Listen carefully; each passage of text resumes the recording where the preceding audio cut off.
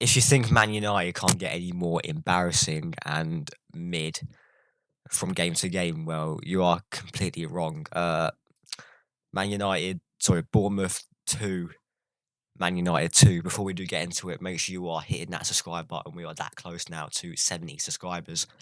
Make sure you are hitting the like button as well, sharing the content around, and also dropping a comment down below if you want, and also hitting that notification bell down below so you do get notified every time I do make a video.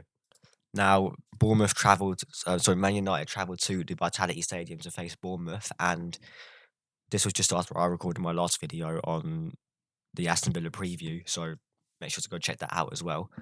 And also we play later, so I'm hoping we get a good result. But yeah, United go 1-0 down. That Willie Camboire got absolutely spun. I know he's a young player and he's playing next to Harry Maguire, but look, even Van der Ven had a similar mistake to that.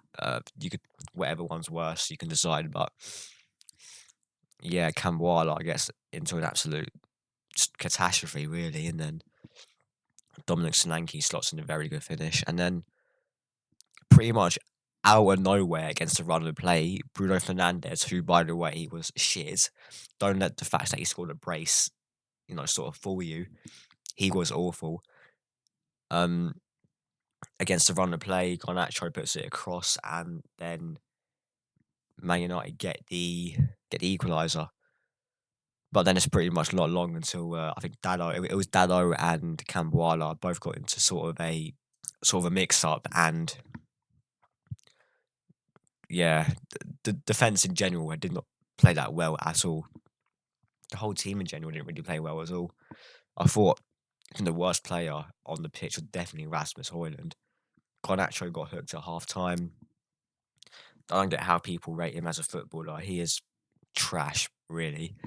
Casemiro looks like he didn't want to be there. Maguire's Maguire.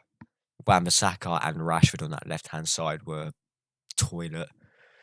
And then, yeah, like I said, Bruno, although he got a brace, did nothing. Then he gets a penalty, which I don't see how it's a penalty, really. I can't remember who it was, but someone hits the ball and then it deflects onto someone's arm. In my opinion, they can't do nothing about that. They're not really expecting it to get to them. And then there was another decision as well, which I'll get onto in a minute.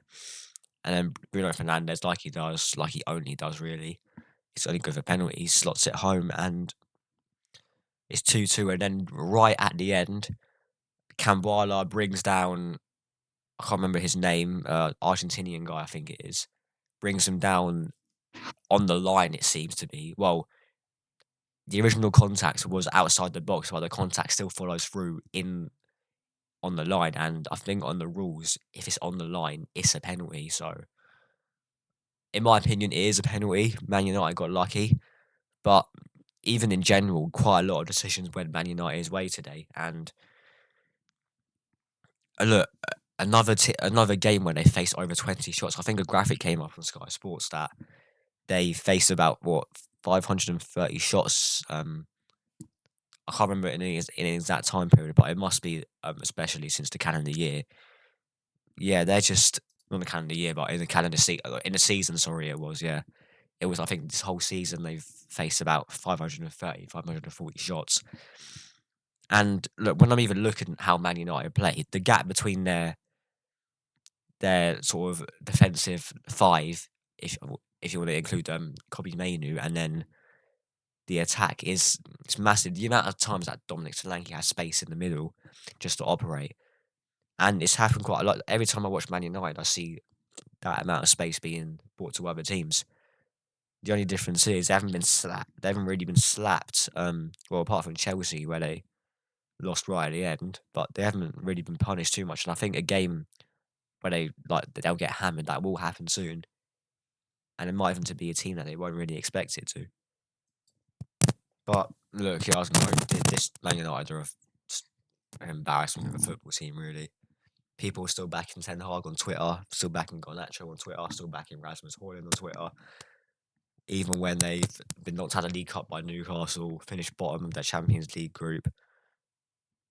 They're in the FA Cup semi-final, but they're not going to win that. And They are now 7th, I believe, so it's not looking good for Man United, but long may it continue really, hopefully, but we know Ten Hag most likely gonna be gone at the end of the season. It's a matter of when he ends up getting sacked, but yeah, let me know what you think in the comment section below.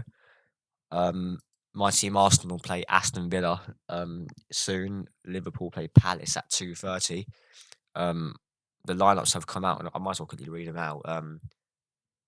Alisson's back in goal for Liverpool. Robertson, Konate, Van Dijk, and Bradley, in my opinion, their best back line. McAllister, Endo, Jones in the midfield, and Diaz, Nunes, and Salah make up the front line. We might as well go through Liverpool's. Palace's 11, Henderson in goal, Lerma, Anderson, and Munoz. Is that how you say it?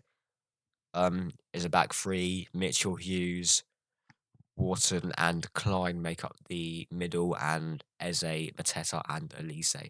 So hopefully they can pick up a point, maybe more against them, but whether that happens or not, Arsenal know what they have to do, and hopefully we can stay another week top of the league before we play Bayern Munich.